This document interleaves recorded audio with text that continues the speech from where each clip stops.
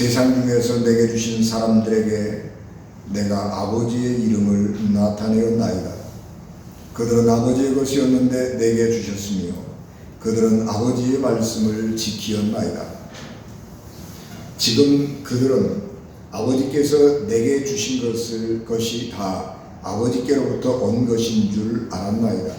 나는 아버지께서 내게 주신 말씀들을 그들에게 주었사오며 그들은 이것을 받고 내가 아버지께로부터 나온 줄을 참으로 아오며 아버지께서 나를 보내신 줄도 믿었사옵나이다. 내가 그들을 위하여 비옵나니 내가 비옵는 것은 세상을 위함이 아니요 내게 주신 자들을 위함이니이다. 그들은 아버지의 것이오소이다. 내 것은 아버지의 것이요 아버지의 것은 내 것이온데 내가 그들로 말미암아 영광을 받았나이다. 나는 세상에 더 있지 아니하나 그들은 세상에 있사옵고 나는 아버지께로 가옵나니 거룩하신 아버지여 내게 주신 아버지의 이름으로 그들을 보존하사 우리와 같이 그들도 하나가 되게 하옵소서. 내가 그들과 함께 있을 때에 내게 주신 아버지의 이름으로 그들을 보존하고 지키었나이다. 그 중에 하나도 멸망하지 않고 다만 멸망의 자식뿐이오니 이는 성경을 응하게 하려 함이니이다. 내가 지금 아버지께로 가오니 내가 세상에서 이 말을 하오는 것은 그들로 내 기쁨을 그들 안에 충만히 가지게 하려 함이니이다. 내가 아버지의 말씀을 그들에게 주었사오매 세상이 그들을 미워하였사오니 이는 내가 세상에 속하지 아니함 같이 그들도 세상에 속하지 아니함으로 인함이니이다. 내가 비웃는 것은 그들을 세상에서 데려가시기를 위함이 아니요 다만 악에 빠지지 않게 보존하시기를 위함이니이다. 내가 세상에 속하지 아니함 같이 그들도 세상에 속하지 아니하였사옵나이다. 그들을 진리로 거룩하게 하옵소서. 아버지의 말씀은 진리입니다. 아버지께서 나를 세상에 보내신 것 같이 나도 그들을 세상에 보내었고 또 그들을 위하여 내가 나를 거룩하게 하오니 이는 그들도 진리로 거룩함을 얻게 하려 함이니이다. 아멘. 기도하겠습니다. 은혜가 충만하신 하나님, 주의 놀라우신 은총을 저희들에게 충만하게 하시고 이 종을 사로잡아 주시옵소서. 생명의 말씀을 전할 때에 성령으로 저희 이 부족한 종을 강하게 하시고 이 시간 말씀을 전하는 도구로 사용해 주시옵소서. 예수님 이름으로 기도하옵나이다. 아멘. 우리 모두가 2020년은 우리 모두에게 힘든 해였습니다. 코로나19 바이러스가 우리에게 가져다 준 어려움 때문에 힘든 한 해였습니다. 코로나19 바이러스가 우리의 삶을 굉장히 힘들게 만들었는데 그것은 우리 개인의 삶에도 큰 변화를 가져왔고 사회 전반적인 면에서도 변화를 가져왔기 때문에 우리가 힘든 것이죠. 개인적으로는 우리의 삶을 멈추기도 했습니다. 그래서 우리가 가고 싶은 곳, 보고 싶은 것, 만나고 싶은 사람들을 만나지 못하게 절제하게 했고요. 또 한편으로 사회적으로는 서서히 진행되어 오던 흐름이 있었는데 그 흐름이 코로나 바이러스 때문에 굉장히 빠르게 우리의 삶으로 들어온 그런 부분들도 많이 있습니다. 그래서 상당히 우리가 겪어보지 못한 세상을 살게 된 것입니다. 학생들은 매일 학교에 가서 모여서 공부하는 것이 정상적인 줄 알았는데 코로나 바이러스가 창궐함으로 해서 학생들이 학교를 가지 않는 날이 가는 날보다 더 많아졌습니다. 그래서 1학년 학생들은 초등학교 1학년 학생들이지 그 학생들은 학교를 매일 간다고 하는 개념이 없어져 버리고 자기 짝꿍이 누군지를 모르고 자기 선생님의 이름도 얼굴도 낯설어 하는 그런 어려운 상황을 경험하고 있기도 합니다. 그러나 한편으로 또 생각해 보면 지금까지 우리 교육을 어떻게 할 것이냐 그런 염려, 그런 생각을 하면서 미래에 이 학교 수업이라고 하는 것은 온라인으로 진행이 될 수밖에 없다. 그런 것을 생각을 하면서 이 방송을 통해서 인터넷을 통해서 학교 수업을 대체하려고 하는 그런 연습들, 그런 노력들을 해오고 있었는데 이런 코로나 바이러스 때문에 학교에 모일 수가 없으니까 갑자기 전면적으로 인터넷을 통해서 수업을 할 수밖에 없는 상황에 도달하게 된 거죠. 그래서 이번 2020년을 통해서 선생님들도 인터넷을 통해서 학생들을 가르치는 것에 조금 경험을 하게 됐고 우리 아이들도 인터넷으로 공부하는 것에 조금 이렇게 익숙해졌죠. 인터넷으로 공부하는 것은 세계적인 추세이고 앞으로는 그렇게 갈 수밖에 없을 것입니다. 지금 세계에서 가장 유명한 대학은 미네르바 대학이라고 하는 것인데 이 미네르바 대학은 캠퍼스가 없습니다. 인터넷으로만 강의를 하는데 세계의 영재들이 미네르바 대학의 인터넷 강의를 듣기를 원합니다. 그래서 속된 말로 하버드 대학 가기보다 미네르바 대학에 가기가 더 어렵다. 그런 이야기가 만큼 인터넷으로 공부하는 것. 우리가 미국의 세계 어느 곳에 가서 유학을 하지 않더라도 우리 한국에 있으면서도 유학 가서 공부하는 것처럼 그 대학의 그 대학의 유명한 교수님들의 강의를 들으면서 공부하는 세상이 되었습니다. 아마 우리 한국도 이번 코로나 때문에 그런 일들이 더 빠르게 진행이 되리라고 생각을 한 것입니다.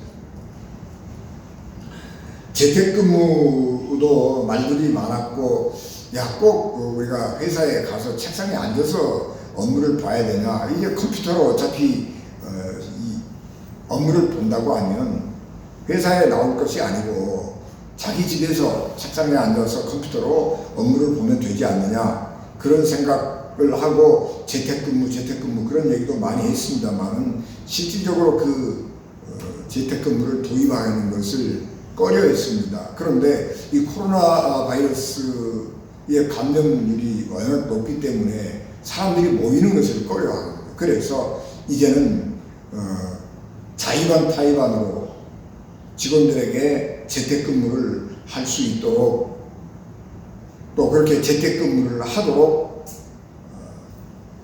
회사의 방침들을 바꾸기도 했습니다. 그래서 다양한 형태의 근무가 코로나19 바이러스 때문에 우리 주변에서 시행이 되고 있기도 합니다. 그런가 하면 교회도 굉장히 큰 변화를 겪고 있습니다. 지금까지 이 기독교 방송이나 기독교 TV를 통해서 예배나 목회자의 설교를 방송하고 또 인터넷으로 실시간 예배를 방송하던 교회는 주로 대형 교회였습니다. 그래서 기독교 텔레비전, 기독교 라디오 방송 이런 데서 설교, 예배 실험 중계 이런 것을 들으면 큰 대형 교회 목사님들의 설교가 나왔고 작은 교회 목회자들은 얼굴도 못 내밀었죠. 왜냐 그러면 방송국 프로그램을 통해서 예배를 준비한다고 하는 것은 엄청나게 많은 돈을 방송국에다 줘야 하기 때문에 작은 교회에서는 그게 불가능한 이야기였습니다. 그런데 이제는 예배를 드리지 말라고 그러니까 또 한편으로는 한 곳에 모여서 예배 드리고 난 후에 예배 시간에 이 바이러스가 감염이 되었다 라고 하는 것 때문에 우리 사랑하는 성도 중에 어떤 분이 생명을 잃는다든지 건강을 상하게 한다고 하면 이건 교회가 문제가 진행되는 거거든요. 그래서 교회가 성도님들의 생명과 건강을 잘 지켜야 되겠다라고 하는 생각에서 예배를 인터넷으로 중계하게 된 거죠. 그래서 큰 교회나 작은 교회나 상관없이 예배를 영상으로 드리는 것들이 보편화되었습니다. 앞으로 이 코로나19 바이러스의 대유행이 끝나고 나면 교회는 여전히 또 한 곳에 모여서 예배 드리는 상황이 올 것입니다. 그러나 이렇게 시작한 인터넷 영상 예배는 멈추지 않을 것입니다. 왜냐 그러면 장비가 다 있고 노하우가 있기 때문에 그거 그렇게 특별하게 어렵지 않은 것이거든요. 그래서 대면 예배와 영상으로 드리는 비대면 예배가 함께 공존하게 될 것이고 우리 그리스도인들은 예배의 형태에 있어서 선택지가 더 넓어지게 될 것이기 때문에 교인들 입장에서도 그것을 굳이 반대할 이유가 없다. 거절할 이유가 없다. 그런 생각을 한다고 그러면은 교회도 영상 예배가 이제 하나의 당연한 흐름이 된다. 그런 것을 예측할 수가 있게 될 것입니다. 그런가 하면 몇몇 교회는 코로나19 바이러스의 전파 근원지가 되는 역할을 하기로 했습니다. 대부분의 교회들은 방역 지침을 철저하게 준수하면서 대면 예배를 중단했습니다. 그리고 맨 처음에 대형교회에서 한두 명 그 감염된 분들이 있기는 했지만은 철저하게 대비를 잘했기 때문에 더 이상 확산되지 않고 한두 사람이 바이러스에 걸린 것으로 그냥 잘 마무리가 됐지요. 그런데 일부 소수의 교회가 방역 지침을 어기면서 대면 예배를 강행했습니다. 코로나19 바이러스가 그래서 그런 예배들 또 소모임 참석자들을 중심으로 확산되기도 했습니다. 그래서 교회는 사람들로부터 비난을 받기도 했습니다.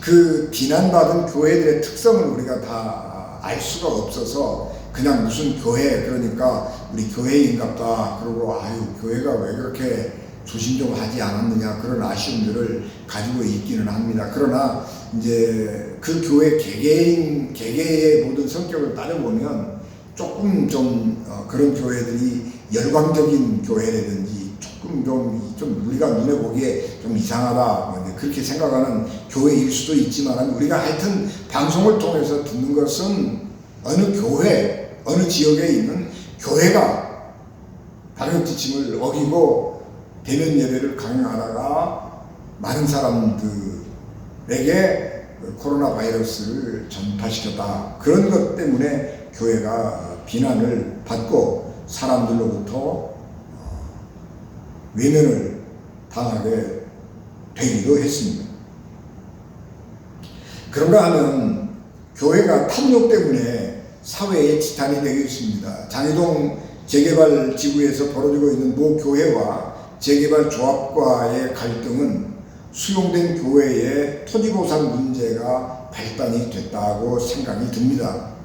그래서 이 재개발 조합에서 보상해 주겠다고 하는 금액하고 또 교회가 요구하는 보상 액수하고 차이가 너무 크기 때문에 서로 타협이 안 되는 것이고 그런 타협이 안 되는 가운데서 감정 충돌이 일어나게 되고 그래서 사회 문제로 대두가 되고 그래서 전체적으로 그 교회만 비난을 받는 것이 아니고 교회가 목사가 라고 하는 도매금으로 넘어가서 비난을 받게 되기도 했습니다. 우리가 아쉬운 것은 좀 교회가 좀 탐욕을 버리고 지역사회와 공생을 생각하고 함께 살아야 할 이웃에 대한 깊은 배려를 하면서 교회가 조금 이익을 버렸으면 탐욕을 버렸으면 좀 좋지 않았을까 그런 생각을 해보기도 합니다. 오늘 우리가 공독한 말씀은 예수께서 체포를 당하기 직전 밤의 상황입니다. 예수님은 제자들과 마지막 저녁 식사를 하고 싶어 했습니다. 그래서 제자들을 시켜서 예루살렘에 있는 어떤 집에 제자들과 함께 예수님이 마지막 저녁 식사를 할 수 있는 장소를 마련하고 음식을 마련을 해서 유월절 식사를 제자들과 함께 나누는 중이었습니다. 그 자리에서 예수님은 제자들의 발을 씻겨주시면서 이렇게 너희들도 서로 섬기고 사랑하고 살아라 그런 본을 보여주셨습니다. 그리고 식사를 마친 후에 예수님께서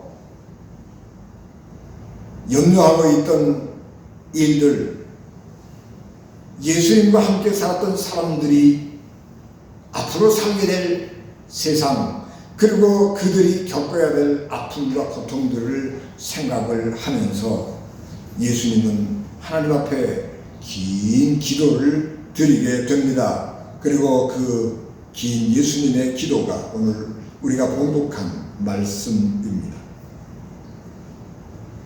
예수님이 당면한 현실은 사람들이 예수님과 제자들을 몹시 싫어하는 것이었습니다. 사람들이 예수님을 싫어한 이유는 예수님과 제자들의 삶이 자기들의 삶과 다르기 때문이었습니다. 유대인 사회는 종교가 사회를 지배하는 재정일치의 사회입니다. 비록 정치적으로는 로마의 식민지였고 로마 총독이 거기에 와서 정치적으로 행정적으로는 다스리지만 종교적으로 완전한 독립을 보장해 주었기 때문에 실질적으로 유대인 사회를 지배하고 있는 것은 유대교였습니다. 그런데 그 유대교를 중심으로 해서 예루살렘 성전을 중심으로 해서 기득권을 가지고 있던 사람들은 제사장들, 또 종교인들, 그리고 아주 신앙이 좋은 레위 지파 사람들, 바리새인 사람들, 뭐 이런 사람들이 유대교에서 기득권 세력을 형성하고 있었습니다. 그들은 우리는 모세의 율법을 철저하게 지키는 사람들이라고 하는 자부심을 가지고 산 사람들이었습니다. 그런데 예수님께서 그 사람들을 보면 성전에서 제사를 지내고 또 성전 제사를 주관하는 또 제사장들, 또 믿음으로 자기가 말씀으로 살아간다고 하는 바리새인들, 이런 사람들의 삶을 예수님이 들여다보니까 그들의 삶이 어떻게 하면 사람들에게 잘 보일까, 사람들이 우리를 거룩한 사람이라고 존중할 수 있을까 하는데 관심을 두고 살아가는 것입니다. 그래서 실질적으로는 그렇게 살지 않으면서도 사람들이 보는 앞에서만 믿음이 좋은 척 하기도 하고, 내가 믿음이 좋은 사람이라고 하는 것을 사람들에게 드러내기 위해서 옷을 거룩하게 입고 아주 경건한 사람처럼 옷을 입고 그렇게 바깥나들이를 하는 그런 모습을 보게 된 것입니다. 그래서 예수님은 그 바리새인들이나 제사장들, 이런 사람들을 향해서 사람들 눈치 보고 살지 말고 하나님 앞에서 올바로 사는 것이 잘 사는 것이라고 그렇게 가르쳤습니다.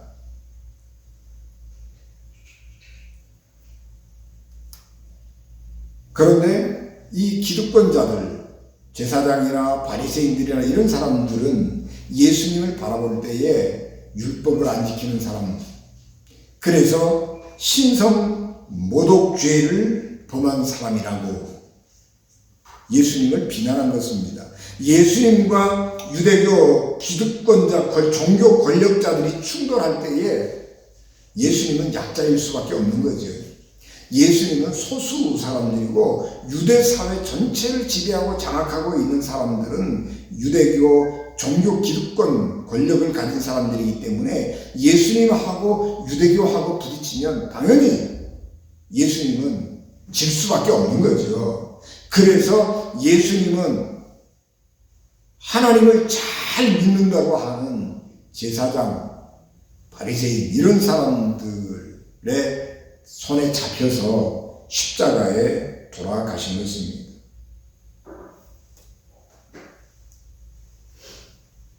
그런데 예수님께서 그 모든 상황을 다 알고 계시는 거죠. 이 밤이 지나면 내가 십자가에 달려 죽게 되는데, 그리고 십자가에 달려 죽은 후에 3일 만에 부활해서 내가 하나님 나라로 가야 되는데, 나를 박해하던 이 사람들이 남아있는 내 제자들을 어떻게 할까? 그런 생각을 하면 박해받을 게 뻔한 거죠. 예수님께서 제자들에게 자기의 생각을 다 가르쳐주고 사람 눈에 그럴듯하게 사는 삶이 잘 사는 삶이 아니고 하나님 앞에 올바로 살아가는 것이 진짜로 잘 사는 것이라고 다 가르쳐주고 하나님의 뜻을 따라 살아야 한다고 다 가르쳐 주었기 때문에 이 제자들은 예수님의 말씀을 따라서 그렇게 살아갈 것이고 사람들에게 그렇게 가르칠 것인데, 예수님을 잡아 죽여버렸던 바리새인 유대교 종교 권력자들이 예수님의 제자들에게도 똑같은 짓을 하리라고 하는 것은 불보듯 뻔한 것입니다. 그래서 예수님은 제자들을 염려하고 제자들의 미래를 걱정하면서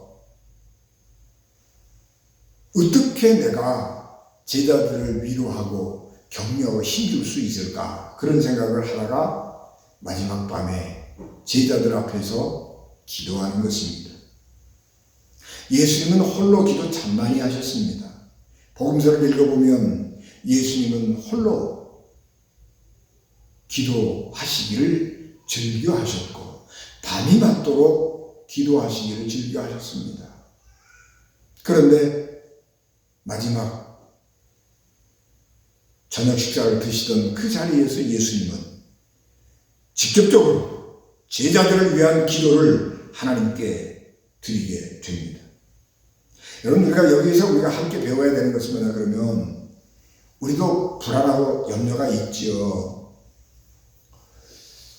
앞으로 코로나가 좀 얼른 없어졌으면 좋겠다, 그런 생각을 하고 불안하지요. 밖에 나가면 코로나 걸리지 않을까, 그런 불안함이 있지요.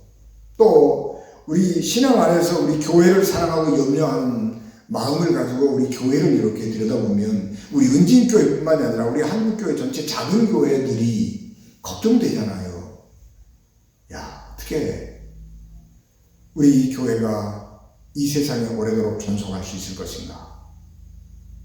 그런 염려와 불안들이 우리 속에 함께 내재하고 있는 것입니다. 그런데 예수님은 그런 불안과 염려들을 가슴에 품고 걱정하고 그런 것이 아니고 제자들을 다 불러 모아놓고 기도하는 거예요. 제자들을 불러 모아놓고 그 제자들을 하나님 앞에 위탁하면서 기도하는 거예요. 하나님이 나에게 보내주신 이 제자들인데, 이 제자들이 앞으로 살아가는 세상에서 어떤 어려움을 당할지 모르는데 하나님이 친히 이 제자들을 지켜주시고 보호해 주십시오. 그렇게 기도를 드리는 거예요. 우리의 믿음이라고 하는 것은 뭐냐? 그러면 우리 마음속에 불안이 없을 수가 없잖아요. 아니, 예수 믿는 사람이라고 불안이 없나요? 예수 믿는 사람이라고 걱정이 없나요? 어려움이 있지요. 어려움을 당하기도 하고 걱정되기도 하고 불안하기도 하고, 그런 것은 예수님을 믿지 않는 사람이나 예수 믿는 사람이나 똑같이 경험하는 거예요. 믿음이 있으니까 불안이 없다, 그런 얘기 아니에요. 믿음을 가진 사람도요, 불안한 거예요. 그런데 믿음을 가진 사람들은 믿음을 갖지 않는 사람들과 무엇이 다르냐 그러면, 그 불안을 혼자 걱정하고 염려하고 발 동동 구르고 어쩌면 좋으냐 그러고 밤잠을 못 자고 그렇게 사는 것이 아니고, 예수님처럼 내가 가지고 있는 염려와 근심 걱정들을 가지고 하나님 앞에 가는 거예요. 하나님, 내가 이런 걱정이 있습니다. 하나님, 내가 이런 것을 염려하고 있습니다. 하나님께서 도와주십시오. 그렇게 기도하는 거예요. 그것이 예수님을 믿는 사람하고 믿지 않는 사람하고 차이예요. 그 차이가 별거 아닌 것 같은데 그 차이는 하늘과 땅만큼 차이가 커서, 하나님 앞에 기도하고 사는 사람의 삶과 혼자 걱정하고 근심하고 염려하면서 자기 스스로 해결하려고 애쓰는 사람의 삶과는 그 열매가, 그 삶의 질이 전적으로 달라지는 것입니다.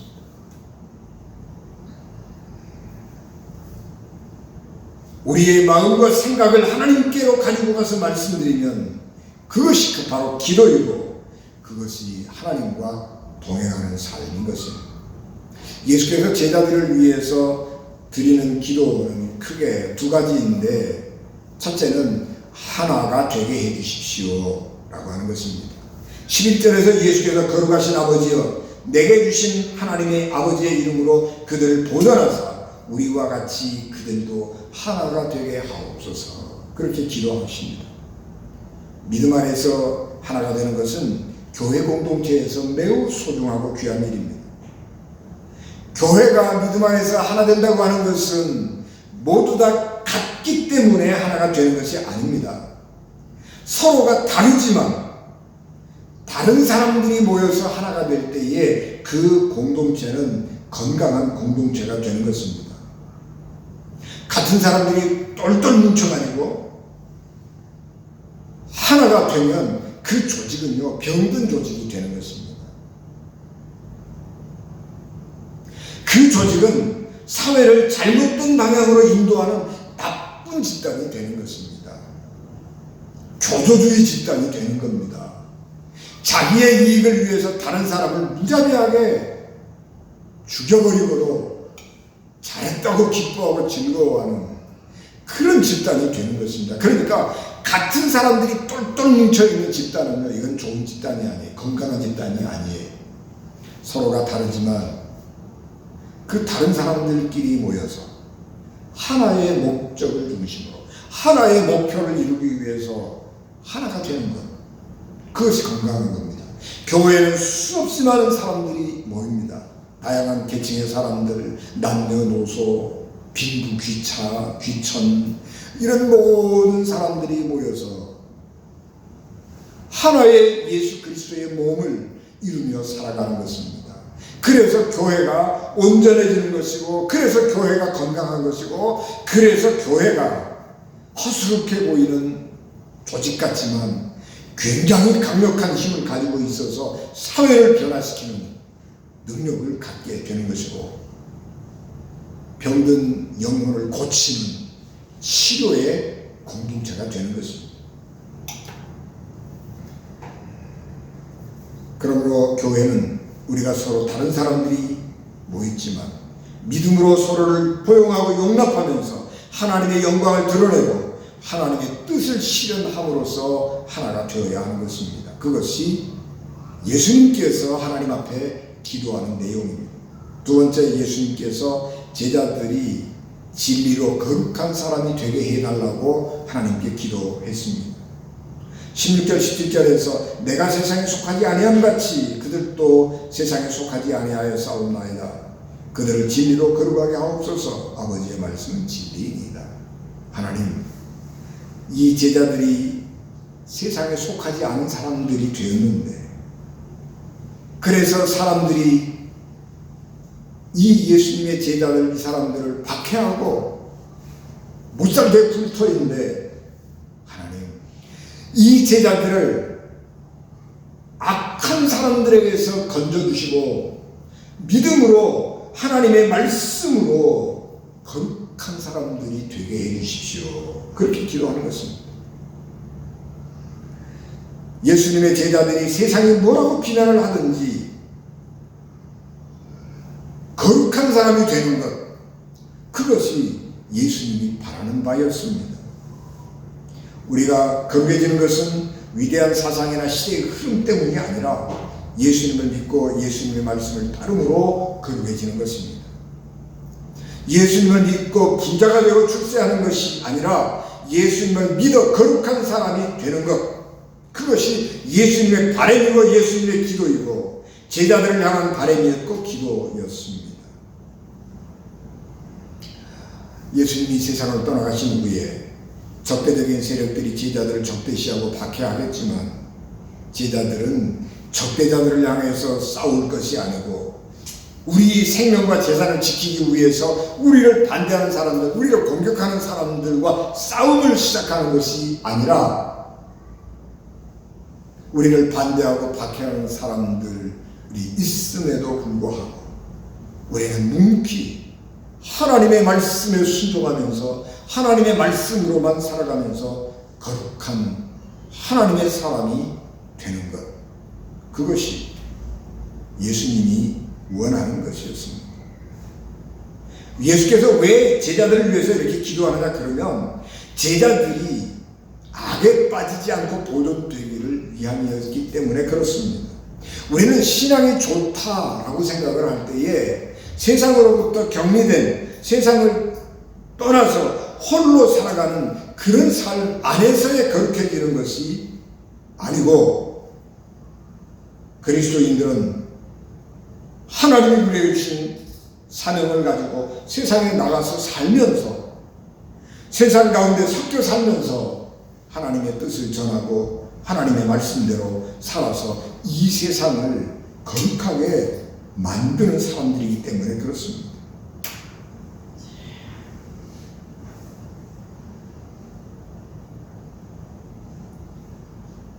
적대적인 환경 속에서 믿음을 지키고 거룩한 삶을 사는 것은 인간의 노력으로 되는 것이 아닙니다. 하나님께서 지켜주시고 힘을 주시고 은혜를 주실 때에 가능한 일입니다.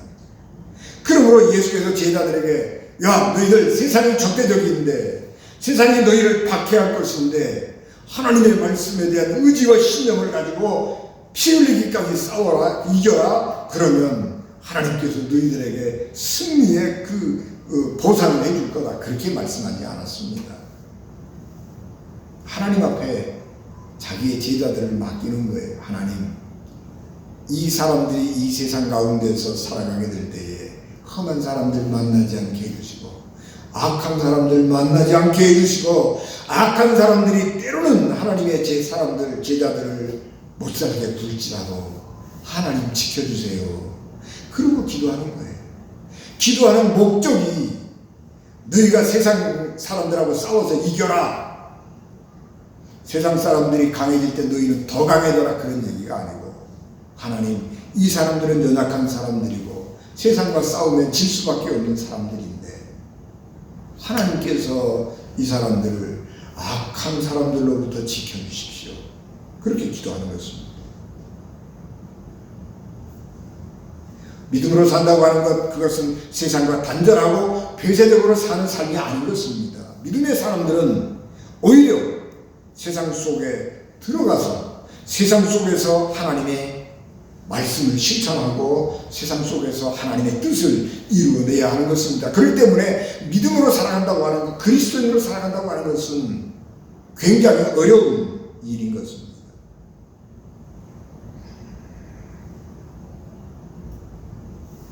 그렇기 때문에 하나님께서 도와주지 아니하시면, 하나님께서 붙들어주지 아니하시면 그리스도인들은 낙심하고 실망하고 좌절할 수밖에 없는 것입니다.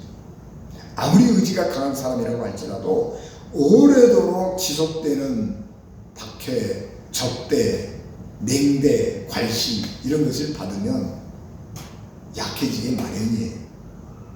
그러므로 하나님께서 믿음의 사람들을 지켜주시는 것이고 지켜주지 않으면 안 되는 것입니다.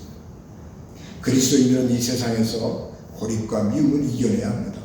이 세상은 본질적으로 무신론주의이기 때문에 이 세상은 본질적으로 영적인 것보다는 물질적인 것을 더 소중하게 여기고 살아가는 세상이기 때문에 하나님을 믿는 사람들이 이상하게 보일 수밖에 없는 것입니다. 그래서 그리스도인들은 이해 안 되는 사람들인 것입니다. 교회 가는 사람들 이해 못하죠. 아니 어떻게 교회 가서 11조를 그냥 뚝 떼서 바치냐. 그 믿을 수 없는 얘기예요. 예수 안 믿는 사람, 아니 그렇게 많은 돈을 그냥 뚝 떼다가 바치고 아깝지도 않나. 그렇게 이해 안 되는 거예요.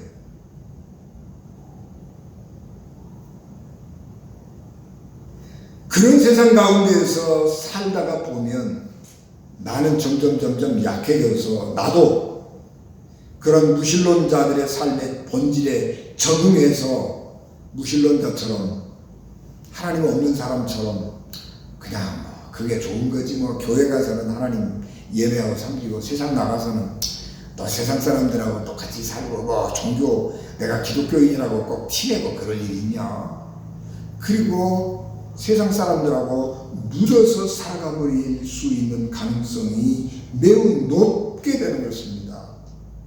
그래서 예수께서 제자들을 위해서 기도하시는 목적이 뭐냐? 하나님, 우리 사랑하는 하나님의 사람들을 하나님이 지켜주셔서 험한 사람들, 악한 사람들 만나지 않고 믿음 잘 지키고 하나님 뜻에 순종하며 살아갈 수 있도록 도와주십시오. 그렇게 기도하는 것입니다.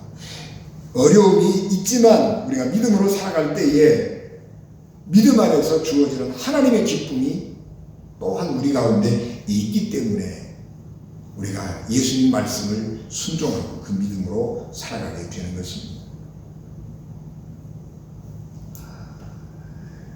지금 우리는 그리스도인이나 교회의 적대적인 세상 가운데 살고 있습니다. 예수님 당시 사람들은 예수님께서 사람들이 눈에 그럴듯하게 보이는 삶을 살지 말고 위선적인 이중인격적인 그런 모습을 가지고 살지 말고 하나님 보시기에 아름다운 삶을 살아라, 그렇게 촉구했기 때문에 사람들이 예수님을 비난하고 핍박했지요. 자기와 다르기 때문에 자기와 다른 삶을 살며 자기들에게 다른 삶을 살라고 촉구하니까 예수님이 미운 거예요. 그래서 예수님을 십자가에 못 박아 처형한 것입니다. 그게 박해를 받았습니다. 근데 오늘 우리가 세상으로부터 이렇게 이런저런 눈총을 받으면서 살아가게 되는 것은 상당한 정도로 우리에게 잘못이 많아요.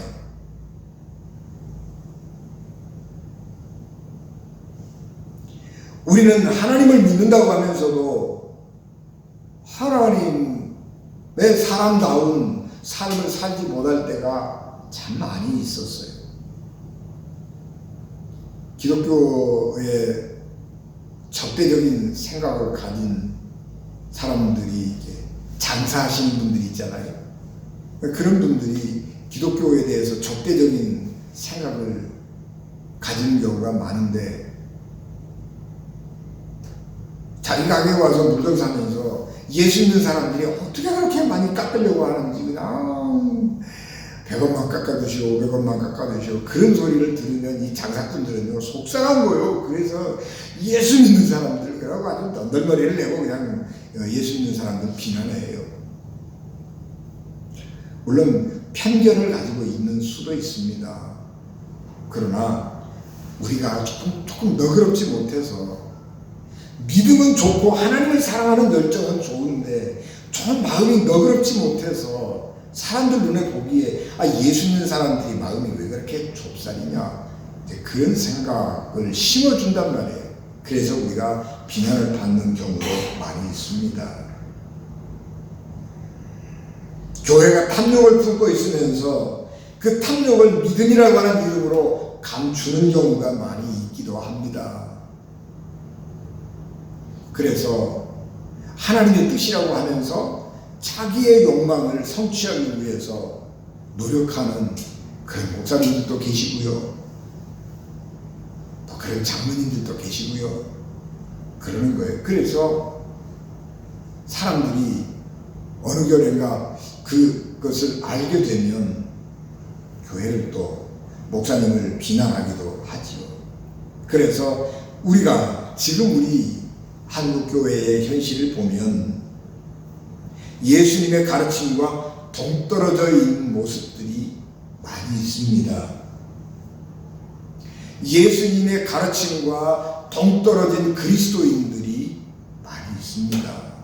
그래서 비난을 받는 경우가 흔합니다. 우리의 잘못인 경우가 많습니다.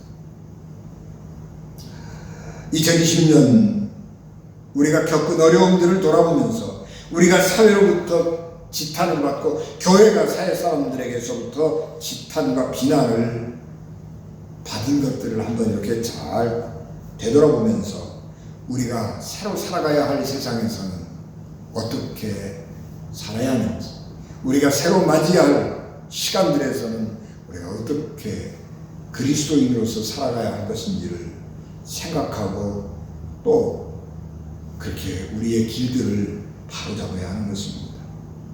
세상에 홀로 남겨지게 될 제자들을 생각하면서 하나님께 기도드린 예수님을 기억하면서 오늘 우리가 우리 앞에 도래할 시간 속에서 믿음으로 거룩해지는 사람들이 하나가 되어서 하나님의 뜻을 이루고 하나님의 영광을 드러내는 교회가 되기를 바라고, 또 그리스도인들이 되기를 바라고, 특별히 그런 일에 우리 은진교회 가족들이 더 하나님의 말씀으로 거룩해지는 새해를 맞기를 주 예수 그리스도 이름으로 축복합니다. 기도하겠습니다. 은혜가 충만하신 하나님, 은혜를 저희들에게 충만하게 하시고 주의 능력을 더하여 주시옵소서. 우리가 2020년을 살아오면서 교회가 잘못한 것도 많고 그리스도의 사람들이 잘못한 것도 많아서 하나님 영광 가리울 때가 참 많았는데, 하나님 저희들을 붙들어 주시옵시고 진리로 거룩하게 하셔서 하나님 영광을 드러내는 2021년 맞이할 수 있고, 2021년에는 하나님께 더 큰 영광을 돌리는 교회와 그리스도인들에게 축복해 주시옵소서. 예수님 이름으로 기도하옵나이다.